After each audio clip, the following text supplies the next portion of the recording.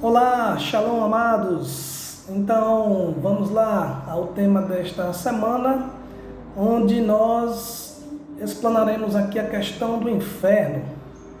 O que você sabe sobre o inferno? O que é o inferno na sua concepção?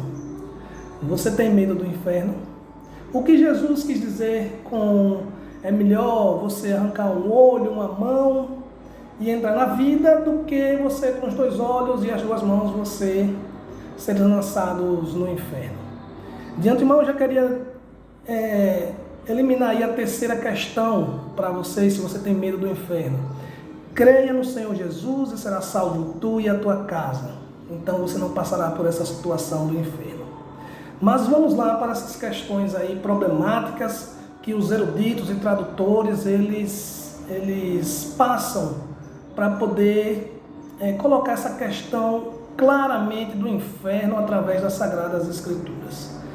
O grande problema é que esta palavra inferno, ela não é uma palavra nem hebraica, não é uma palavra aramaica e tão menos uma palavra grega. O inferno ela foi emprestada do latim para os tradutores, para eles colocarem nas nossas Bíblias essa palavra inferno de acordo com a concepção que ele tem, a visão dos textos. Mas nós conseguimos identificar quatro palavrinhas que os tradutores geralmente colocam como inferno nas nossas Bíblias.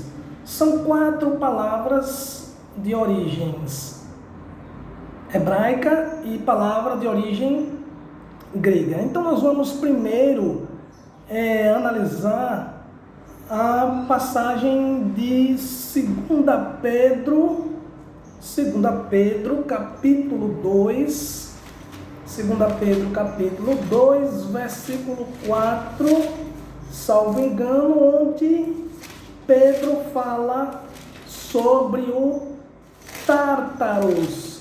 Esta palavrinha aparece uma única vez na Bíblia e ela diz o seguinte, 2 Pedro capítulo 2, versículo 4, eu vou ler na minha versão em português e destacar a versão grega.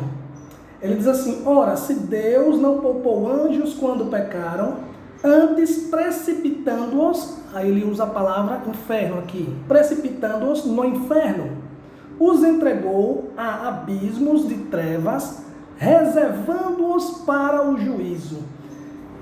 Entenda aqui que nessa versão em português, quando ele traduziu, o erudito traduziu para inferno, no original grego aqui está tartarusa, ou tártaros, que é uma palavra grega que na mitologia grega significava um lugar de punição para aquelas pessoas fortes, aqueles pecados mais profundos. E então era usado para esse termo aí, as almas ficavam lá nesse Tártaros. Só que aqui nesse texto, Pedro fala especificamente de anjos. Outra questão, eles estão no Tártaros aprisionados e não estão em tormento ou sofrimento. Então, quando o tradutor coloca a palavra inferno, que ele infere esta palavra no texto, na palavra grega, então a gente vê tipo que uma complicação, porque o tartarusa, ou tártaros, ela aparece apenas uma única vez aqui na Bíblia e diante desse texto se fazem muitos espantalhos, tem gente que descreve páginas e páginas em cima disso aqui. Eu prefiro o silêncio quando a Bíblia não deixa claramente especificado aqui. Então não vou ficar meditando em cima de um texto. Lembre-se que aqui no Tartarusa, Pedro cita que são prisões para anjos. Os anjos foram lançados ali e não seres humanos. Então vamos eliminar esta palavra tartarusa ou tártaros como sendo um lugar de punição, como comumente é conhecido no meio cristão, que vem através de séculos sendo apresentado para nós. Então, aqui é uma questão específica para anjos, que eu não vou ficar me delongando em cima de apenas um texto em todo o Novo Testamento para criar espantalhos e criar doutrinas, que isso aí complica cada vez mais. A outra palavra é a palavra Hades. Hades, os tradutores, eles traduzem, colocaram nas Sagradas Escrituras como inferno. E eu gostaria de ler neste momento, primeiro que nós vamos ter algumas complicações, eu quero apresentar um texto para que você medite em casa sobre o significado da palavra Hades. Hades, do grego, os tradutores usam como inferno. Eu estou aqui em minhas mãos com um léxico de John Slow e Eugênio Nida, da Sociedade Bíblica do Brasil. E eu tive a curiosidade de pesquisar o significado do Hades para este lexicógrafo. Mas não somente ele, eu fiz pesquisas na internet, mas muitos outros concordam com ele quando ele traduz, ele não só traduz, mas ele comenta essa questão do Hades. Ele diz o seguinte: segundo o lexicógrafo da Sociedade Bíblica do Brasil, não é adventista do sétimo dia, não é mortalista, ou seja, aniquilacionista ou holista, são os termos para aqueles que não creem na imortalidade ou no fantasminha camarada após a morte. Então ele diz o seguinte: Hades, o que é que Eugênio Nida diz? Hades é um lugar ou morada dos mortos, incluindo tanto justos como ímpios. Ou seja, para Eugênio Nida, para o Hades vai justos e ímpios. Olha só, que interessante, né? E ele diz ainda mais: na maioria dos contextos, o Hades equivale ao termo hebraico, Sheol. Então, veja só, o Hades, segundo Eugênio Nida aqui, não é lugar de tormento ou suplício, sofrimento eterno, não é o local onde o ímpio vai. É o local onde vai tanto o justo quanto o ímpio. Ou seja, nada mais é que uma sepultura coletiva. É a terra. É para onde os mortos vão. Qualquer um morto morreu, vai para o Hades. Então essa é a comparação que o lexicógrafo Eugênio Nida faz, e ainda faz um relacionamento com o Sheol hebraico. E a outra palavra que eu gostaria agora de comentar com vocês, que ela é traduzida mais de 60 vezes, ela aparece lá no Velho Testamento, Sheol, acho que 62 vezes ela aparece, e nunca, veja só, preste atenção agora, absolutamente nunca, Sheol, ela é traduzida como local de suplício ou tormento. Vou repetir, nunca, absolutamente nunca, Sheol aparece como local de suplício ou tormento eterno. Sheol nada mais é que mundo dos mortos, local dos mortos, é para onde o morto vai, tanto o justo quanto o ímpio. Isto é confirmado por vários eruditos. Mas e aí? Qual é o outro termo? Você já citou 3, eu já citei 3 termos, falta um termo. O outro termo é o Vale de Hinnom, ou seja, o Gehenna, traduzido para o grego. O que era esse Vale de Hinnom? Vale de Hinnom era um local onde nós podemos comparar com um lixão, onde tudo que não prestava, todas as impurezas da cidade, era colocada nesse vale. E se você fizer uma comparação antes da modernidade ter chegado, que a vigilância sanitária, a questão dos lixões hoje, que são bem tratados, mas há anos atrás os lixões eram jogados, depositados em um determinado local, e ali, como era uma forma de limpar, de purificar, era queimando ali o lixão. E lá no Vale de Hinnom, ao sul de Jerusalém, o que era que acontecia lá? O lixão da cidade era todo depositado ali. E sempre estava queimando, sempre estava se tocando fogo para que aquele fogo não se apagasse e conseguisse manter a purificação do local. Outra questão interessante é que no Vale de Rinom, traduzido para a Guiena do Novo Testamento, o que acontece lá? Eram ofertados também sacrifícios. Reis sacrificavam seus filhos em homenagem ao deus Moloque e Baal.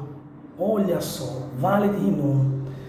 E as pessoas também que eram crucificadas, as pessoas digamos indigentes, eu vou usar esse termo aqui, né? As pessoas paupérrimas eram jogadas lá nesse Vale de Rinom.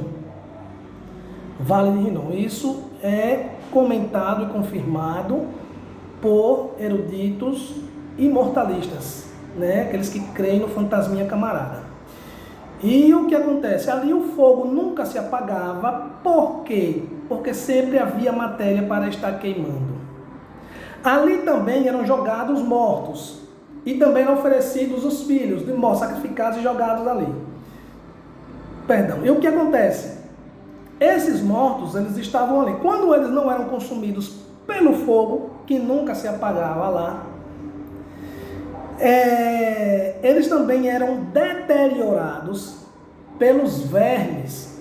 Um verme específico para cadáver, que do grego é chamado de sculex.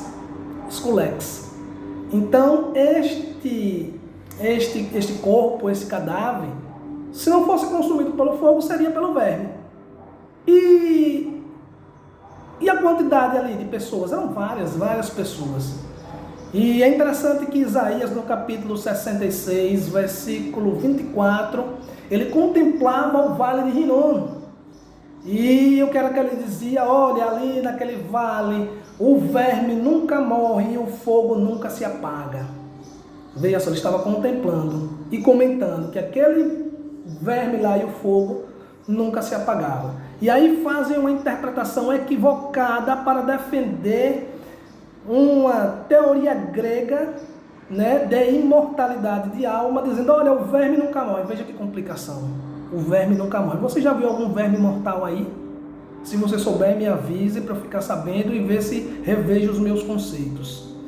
Certo? Em Marcos capítulo 9, versículo 47, salvo engano 49, Jesus também faz menção ao Vale do Rinom. E fala ali que o verme também nunca morre, e o fogo nunca se apaga. Mas por que o fogo nunca morre, o fogo nunca se apaga e o verme nunca morre? Por quê? Porque sempre vai ter a matéria queimando, mas não por uma questão de imortalidade. E não por uma questão de mortalidade.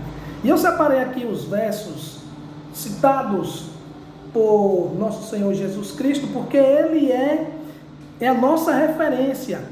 Ele é a nossa referência.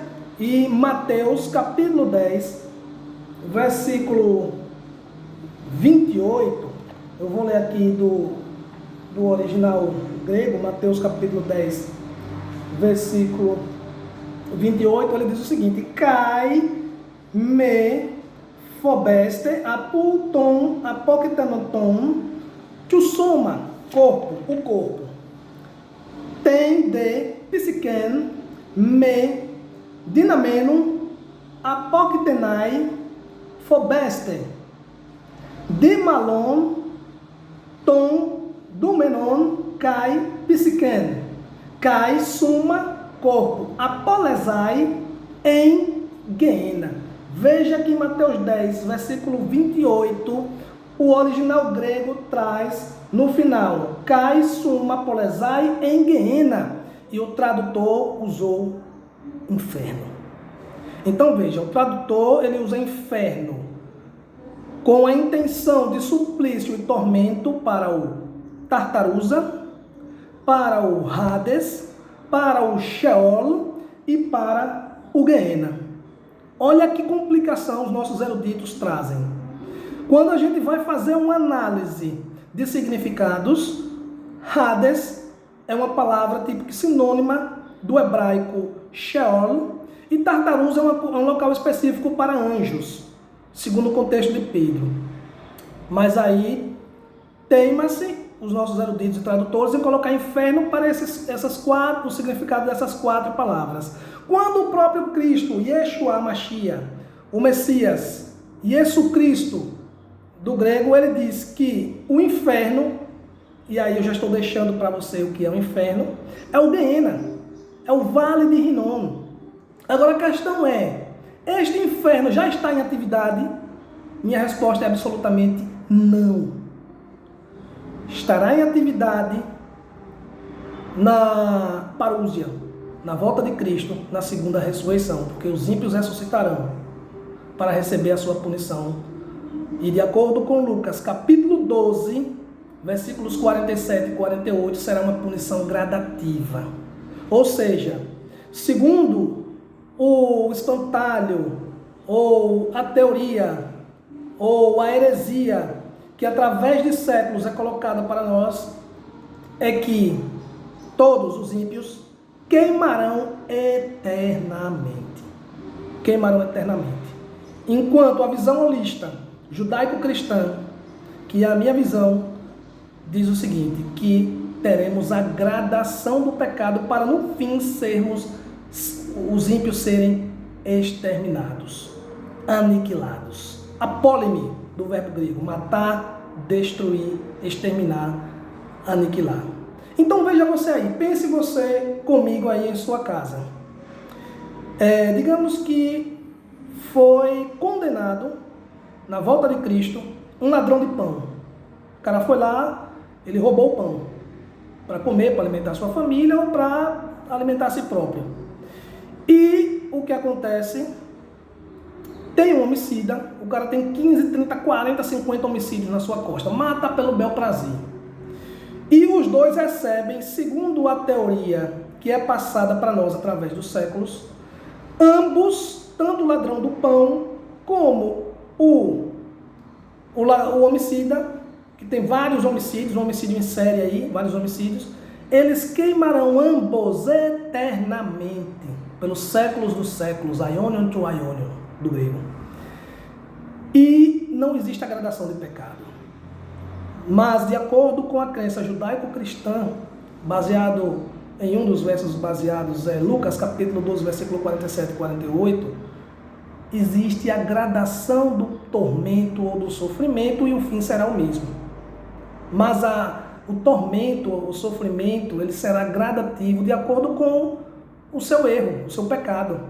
É como vocês fizessem uma análise criminal hoje.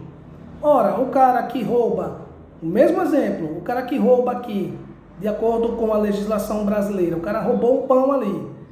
E daqui a pouco o outro rouba um carro com arma de fogo, em posse de arma de fogo. E aí, qual vai ser a pena maior? Para o ladrão do pão ou para o ladrão do carro? Então, bem assim vai ser as Sagradas Escrituras para com os ímpios. Eles vão ser aniquilados, mas antes vão passar pelo sofrimento, sim, vão passar. A diferença é que nós não cremos, primeiramente, que o inferno já está em atividade, ele virá a ser ativo, e que haverá gradação do sofrimento neste inferno, que é o Geena, ou o Vale de Hinnom, que Jesus faz referência. Tá vendo? Outro texto importante que Jesus cita, Mateus capítulo 18, versículo 9, ele vai dizer o seguinte, versículo 9, Cai ei oftalmos su escandalizei se ezeli, hauton cai bale apossu calon soi estin, monoftalmo estem zoen exeuten reduo, oftalmos exanta, bletenai estem Geenan tu piros. É assim que ele fala no final. Traduzindo, Jesus diz, olha, é melhor você perder um ossado no Geena de fogo, que o Vale de Hinnom também era conhecido como Vale de Fogo, ou Geena de Fogo, como a palavra do Senhor diz aqui, do original grego. Então veja que essa questão de traduzir todos esses 4 termos por inferno é complicado. Na minha opinião, desde que vos fala, qual seria a ideal tradução aqui? Para mim, era manter os termos originais. Quando ele falasse no Tártaros, lá em 2 Pedro 2,4, e que os anjos foram lançados no inferno, lançados no Tartarusa, porque aí você pode ver qual é o significado de Tartarusa. Você que é um pesquisador da Bíblia, o Tártaros. Jesus fala aqui, seres lançados em Mateus capítulo 18, verso 4. Seres lançados no guiena de fogo. Qual a palavra que eu poderia aqui inferir? Esta sim eu poderia traduzir como inferno. Porque é lá onde vai queimar, é lá onde vai se aniquilar, onde vai se exterminar. Este sim poderia ser traduzido como inferno. O guiena. E o Hades? Deixe como Hades a tradução. Sabe por quê? Veja um problema que nós poderemos encontrar com esse Hades sendo traduzido por inferno, é que em Atos capítulo 2, olha só que interessante, segundo a teologia, o que os eruditos aí, que vêm através dos séculos com essa cosmovisão, eles dizem que o Hades é local de tormento, local de ímpio, né? Mas nós vimos aqui que os lexicógrafos sinceros, eles dizem que Hades nada mais é que uma palavra sinônima relativa ao hebraico Sheol, que simplesmente é local de morto, né? E no verso 31 de Atos, capítulo